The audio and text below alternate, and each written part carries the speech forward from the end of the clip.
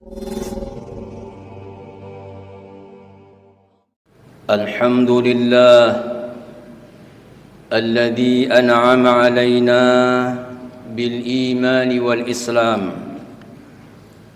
وزينه في قلوبنا وكره إلينا الكفر والفسوق والعصيان. أشهد أن لا إله إلا الله وحده لا شريك له وأشهد أن محمدا عبده ورسوله الذي لا رسول ولا نبي بعده. اللهم صل وسلم وبارك على محمد وعلى آله وأصحابه والتابعين أجمعين. أما بعد، فيا عباد الله، أوصيكم وإياي بتقوى الله وطاعته لعلكم تفلحون. وقد قال الله تعالى في كتابه الكريم وهو أصدق القائلين: يا أيها الذين آمنوا اتقوا الله حق تقاته ولا تموتن إلا وأنتم مسلمون. وقال تعالى أيضا: ومن يتق الله يجعل له مخرجا ويرزقه من حيث لا يحتسب. Al-ayah. Sadaqallahul azim. Saudaraku sekalian, segenap sidang salat Jumat yang dimuliakan Allah Subhanahu wa taala, tiada satu kata yang pantas kita ucapkan pada siang Jumat hari ini melainkan memuja dan memuji syukur atas segala anugerah dan kenikmatan Allah yang tiada terhingga di dalam kehidupan kita di dunia ini. Semoga kita bila bersyukur pada Allah Subhanahu wa ta'ala berkenan menambahkan kepada kita kenikmatan dan rezekinya dalam kehidupan ini, dan semoga kelak pula kita sampai memperoleh anugerah yang besar pada kehidupan akhirat, yaitu di surga Jannatun Na'im. Saudaraku sekalian rahmati Allah, di dalam kesempatan yang sangat bahagia dan mulia ini, perlu saya mengajak pada diri sendiri dan kepada sekalian jamaah Jum'ah untuk senantiasa bertaqarrub pada Allah Subhanahu wa taala, meningkatkan ketaatan dan ketundukan kita pada Allah, dan senantiasa setia dan meladani perilaku, akhlak dan dari Rasulullah sallallahu alaihi wasallam, di mana Rasulullah sallallahu alaihi wasallam yang sangat terkenal dalam kehidupan semua umat manusia, makhluk yang paling agung, mengemban risalah yang suci untuk memperbaiki akhlak manusia. Rasulullah mengatakan, innama bu'itsu liutammima makarimal akhlak. Sesungguhnya aku diutus tidak lain adalah untuk memperbaiki perilaku, budi pekerti dan akhlak manusia.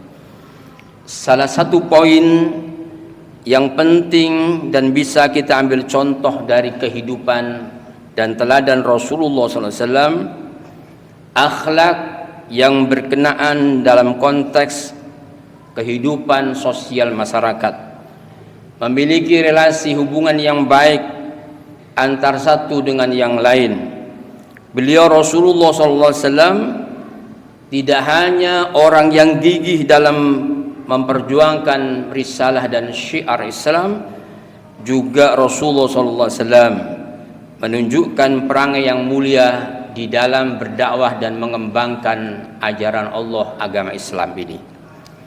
Ketika kita membaca dalam lembaran tarikh dan sejarah peradaban Islam, kita akan menemukan fakta, saudara sekalian, bagaimana Rasulullah Muhammad sallallahu alaihi wasallam bersikap kepada orang-orang kafir dan musuh-musuh agama Allah. Ketika itu momen yang terjadi, kemenangan sudah diraih oleh Rasulullah sallallahu alaihi wasallam pada waktu Fathu Mekah, ditaklukkan kota Mekah pada tahun 8 Hijrah, tepatnya tanggal 12 Ramadan, yaitu tahun 8 Hijrah.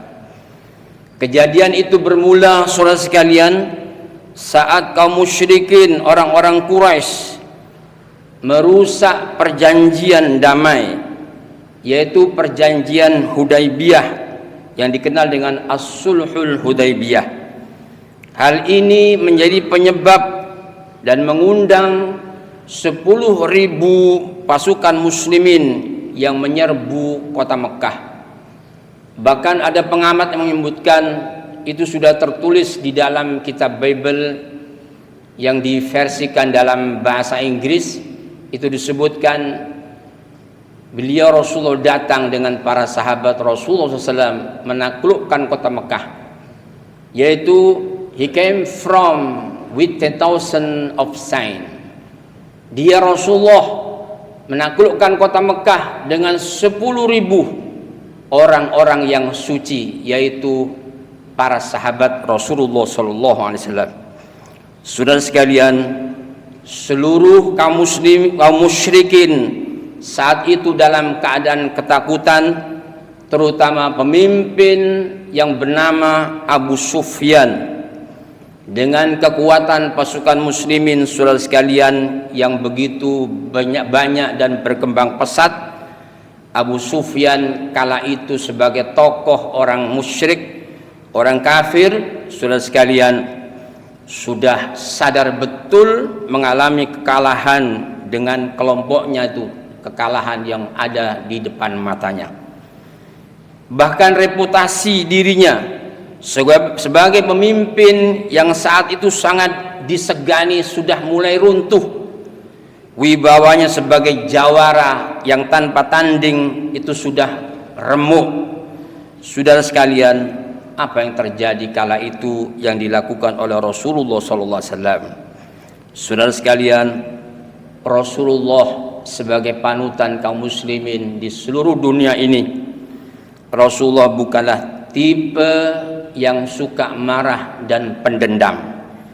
Sejarah perlakuan buruk kaum musyrikin Quraisy, termasuk Abu Sufyan itu, pada diri beliau dan para sahabat Rasulullah kala itu tidak membuat beliau Rasulullah SAW membabi buta dan marah serta dendam untuk membalas sakit hatinya ketika terusir dari Mekah hijrah menuju Madinah, yaitu dulu namanya Yasrib.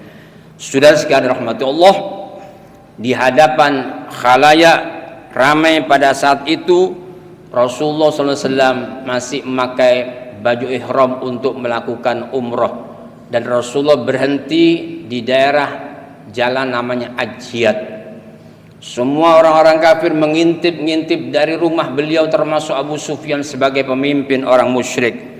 Saudara sekalian, Rasulullah kala itu diintip semua oleh orang-orang kafir, dan mereka berkomentar, tidak akan kuat Muhammad itu tawaf di Ka'bah karena sudah berjalan mulai dari Madinah menuju Mekah.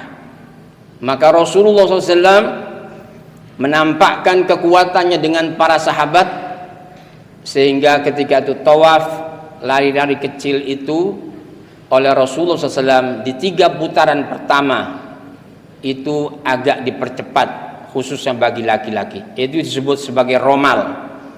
Karena itu orang yang tawaf kudum itu kemudian 3 putaran pertama itu agak dipercepat. Tidak begitu untuk para wanita. Ini untuk menunjukkan power Rasulullah SAW. Saudara sekalian, apa yang terjadi kala itu? Orang-orang kafir yang ketakutan itu setelah dikuasai kembali oleh Rasulullah Mekah Al-Mukarramah, Rasulullah berpidato, "Man dakhalal Masjidal Haram fahuwa amin." Barang siapa yang masuk Masjidil Haram, maka dia aman. "Wa man aghlaqa babahu fahuwa amin." Barang siapa yang menutup pintu-pintu rumahnya, dia juga aman, terlindungi. Lalu Rasul menyebut yang ketiga, "Wa man dakhala dara Abi Sufyan fahuwa amin." Barang siapa yang masuk rumah Abu Sufyan, maka dia aman, tidak ada bahaya dan akan terlindungi. Saudara sekalian, ungkapan ini membuat banyak orang terperanjat, termasuk orang-orang kafir. Nabi SAW seakan paham dengan suasana batin Abu Sufyan dan pasukan musuh kala itu. Mendengar pengumuman seperti itu, saudara sekalian, hati Abu Sufyan yang garang itu luluh bercampur bahagia. Meski dalam keadaan posisi yang terpojok, dia merasa terhormat dan terlindungi. Saudara sekalian, tidak tanggung-tanggung Rasulullah SAW mengatakan, mensejajarkan rumah Abu Sufyan, kala itu tokoh kafir yang dulu memusuhi umat Islam, yang banyak membantai umat Islam. Rasul mensejajarkan rumah Abu Sufyan dengan Masjidil Haram, karena Rasul berkata, man dakhala dar Abi Sufyan fahuwa amin. Barang siapa yang masuk rumah Abu Sufyan, dia akan aman. Sebelumnya Rasul berkata, man dakhala Masjidil Haram fahuwa amin. Siapa yang masuk Masjidil Haram, dia aman. Dan siapa yang masuk rumah Abu Sufyan, dia juga aman. Ini mensejajarkan sebagai penghormatan kepada Abu Sufyan itu. Masuk rumahnya Abu Sufyan, dia juga aman. Kala itu, saudara sekalian rahmati Allah, Abu Sufyan mulai lunak hatinya dan menerima Islam, yaitu masuk Islam ketika Fathu Mekah, yaitu tahun 8 Hijriah, ketika ditaklukkan Masjidil Haram, yaitu kota Mekah. Saudara sekalian rahmati Allah, karena itu seorang ulama bernama Ibnu Qudamah mengatakan dalam kitabnya Al-Mughni, jika seorang itu tidak boleh dipaksa untuk masuk Islam, seperti kaum kafir zimmi, muahid yang ada perjanjian damai, juga kafir zimmi, kemudian dia masuk Islam, maka tidaklah ditetapkannya hukum Islam sampai diketahui bukti bahwa dia masuk Islam dengan ketaatan dan keikhlasan karena Allah Subhanahu wa taala. Untuk itulah saudara sekalian, sangat tidak betul jika Islam ini mengajarkan intoleransi terhadap pemeluk agama lain. Saudara sekalian rahmati Allah, betapa banyak sekarang dakwah-dakwah Islam di seluruh dunia sudah mengakui bahwa Islam itu penuh toleransi terhadap orang-orang di luar Islam.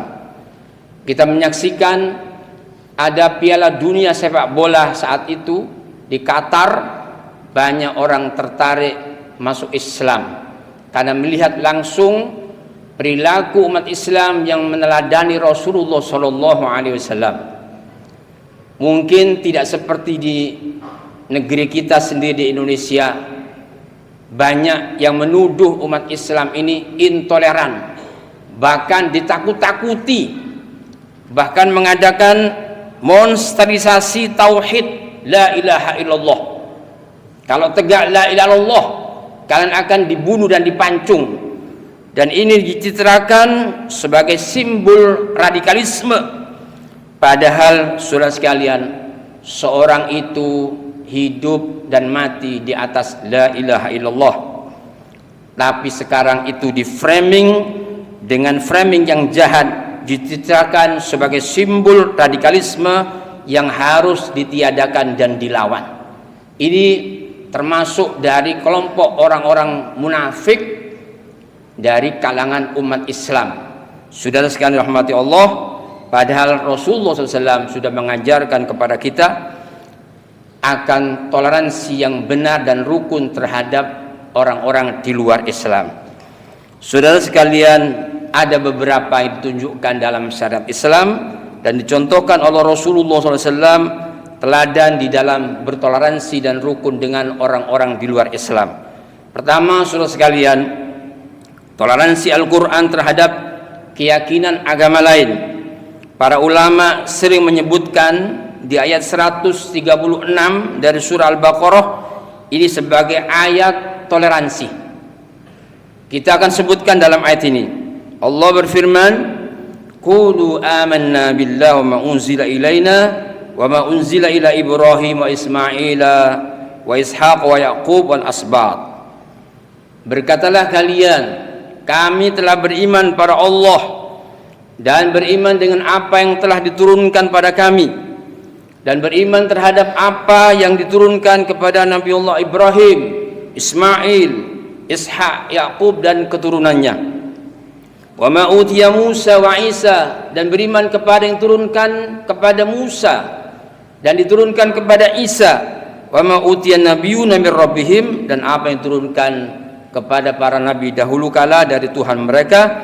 La nufarriqu baina hadim minhum, kami tidak membeda-bedakan salah seorang di antara mereka.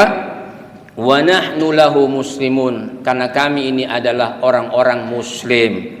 Saudara sekalian, ayat ini semacam satire atau sindiran baik kepada orang-orang Yahudi ataupun orang-orang Nasrani, di mana orang-orang Yahudi mengingkari dua kenabian, yaitu Nabi Isa dan Muhammad sallallahu alaihi wasallam, maupun kepada Nasrani yang mengingkari seorang nabi saja, yaitu Muhammad sallallahu alaihi wasallam.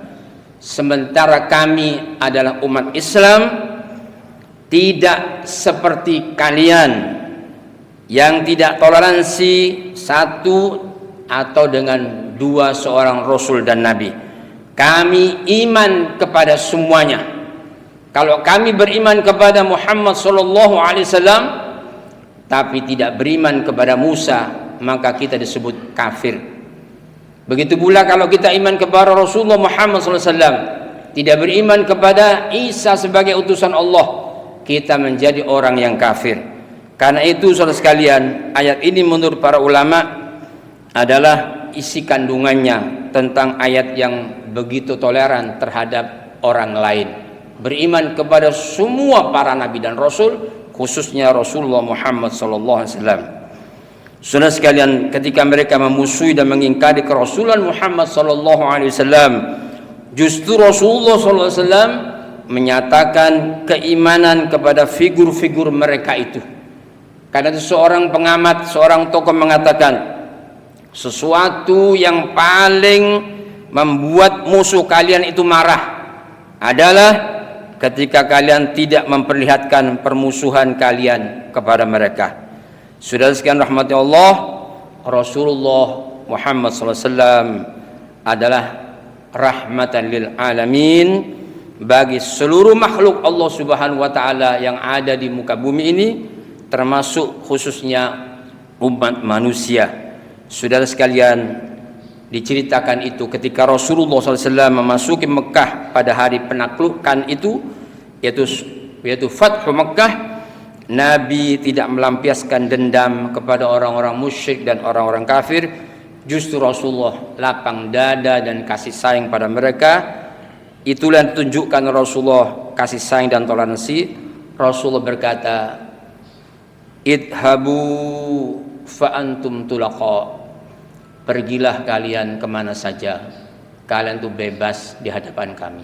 Ini Rasulullah sekalian, kalau umat Islam itu meniru Rasulullah SAW, dimanapun mereka akan tinggal, di bumi mana saja, di negeri mana saja, bila umat Islam ini meneladani Rasul dalam bertoleransi, maka negeri-negeri itu akan aman seperti di negara kita ini. Karena umat Islam ini yang mayoritas meneladani Rasulullah Sallallahu Alaihi Wasallam, itu negeri ini akan aman insyaallah.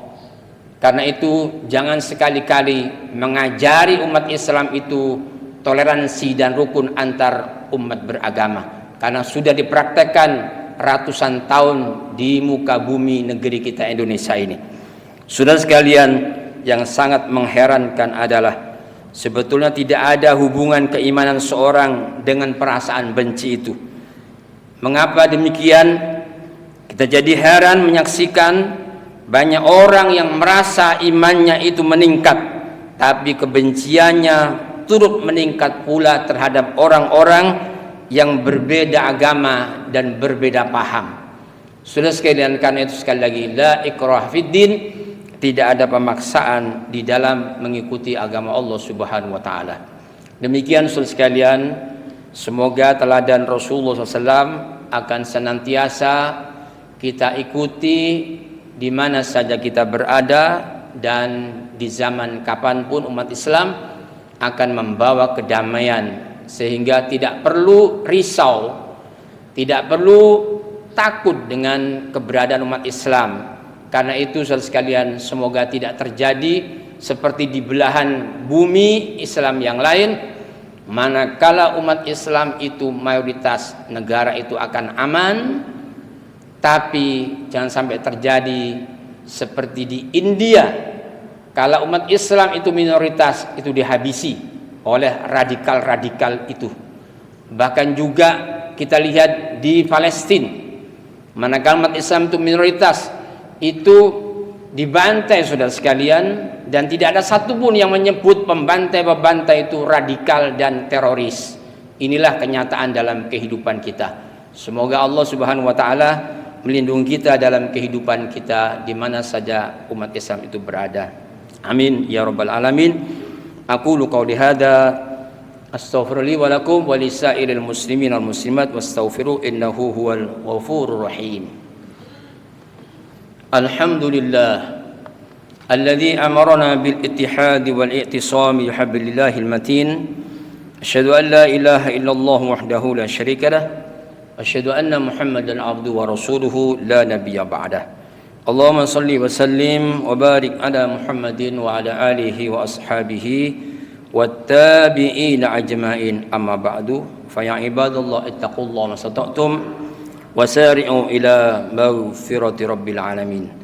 Saudara sekalian, perlu saya tambahkan pada khutbah kita yang kedua bahwa toleransi Rasulullah SAW sangat besar, walaupun terhadap orang-orang yang memeluk agama selain Islam. Suatu ketika Rasulullah di antara para sahabat melihat ada jenazah sedang diusung menuju pemakaman. Maka disebutkan dalam hadis itu, marartu bihi janazata faqama. Rasulullah SAW ada jenazah sedang diusung, maka Rasulullah berdiri, dan ada yang berkomentar, faqila lahu innaha janazah Yahudi. Ya Rasulullah, itu jenazahnya Yahudi. Faqala, kata Rasulullah apa? Alaisat nafsan, bukankah dia itu manusia? Saudara sekalian, inilah Rasulullah sangat besar toleransinya. Ini kesimpulannya, berarti perilaku Rasulullah SAW mengisyaratkan pesan kepada kita bahwa keteguhan iman seseorang itu ditandai bukan dengan sikap angkuhnya terhadap orang yang berbeda paham dan berbeda agama.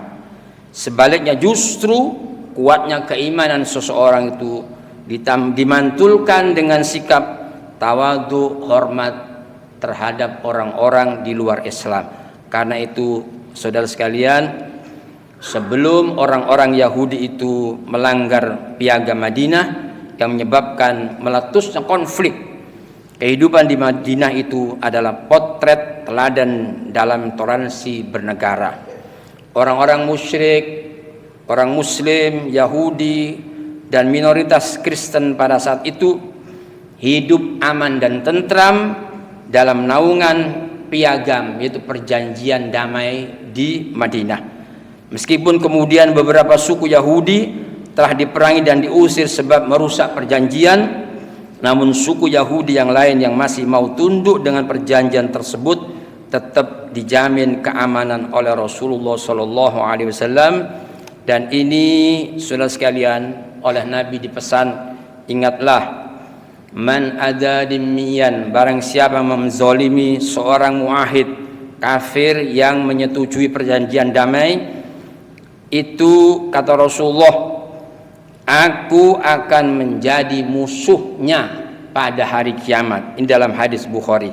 Karena itu untuk di negara kita Indonesia ini, kita merawat NKRI yang mayoritas adalah umat Islam dengan alat pemersatu yang sudah dicontohkan oleh pendahulu dan ulama kita, yaitu persatuannya dengan Pancasila. Ini mirip piagam Madinah, sehingga jangan ada seorang pun yang mau merubah Pancasila. Karena nanti ketuhanan itu dihilangkan, berarti boleh untuk didiami orang-orang yang tidak bertuhan atau ateis. Karena itu satupun umat Islam tidak ada yang melawan Pancasila, itu tidak ada, sudah ada disepakati oleh para ulama kita. Karena itu saudara sekalian, sehingga umat Islam bisa berdampingan hidup bersama di negara kita Indonesia dengan orang-orang di luar Islam. Itu jaminan dari umat Islam manakala perjanjian itu tidak dirusak. Mudah-mudahan umat Islam terlindungi dan damai dalam kehidupan negara NKRI ini. Amin ya rabbal alamin. Mari kita berdoa pada Allah, semoga Allah mengabulkan doa kita. A'udzubillahi minasyaitonir rajim. Bismillahirrahmanirrahim. Hamdan yuwafi ni'amahu wa kafi mazidah, ya rabbana lakal hamdu kama yanbaghi li jalikal karim wa 'azim sultanik, walhamdulillahi rabbil alamin. Allahumma arinal haqqa haqqan warzuqna tiba'ah wa arinal batila batila warzuqna sinabah. Allahumma habib ilainal iman wa zainhu fi qulubina wa karrih ilainal kufra wal fusuqa wal isyan. Rabbana zalamna anfusana wa illam taghfir lana wa tarhamna lanakunanna minal khasirin. Allahumma ighfir lil muslimina wal muslimat wal mu'minina wal mu'minat al ahya minhum wal amwat innaka sami'un qaribun mujibud da'awat ya qadiyal hajat. Rabbana atina fid dunya hasanah wa fil akhirati hasanah wa qina adzabannar. Wa sallallahu ala nabiyyina Muhammad wa ala alihi wa sallam. Subhana rabbika rabbil izzati amma yasifun wa salamun alal mursalin walhamdulillahi rabbil alamin. Aqimis shalah.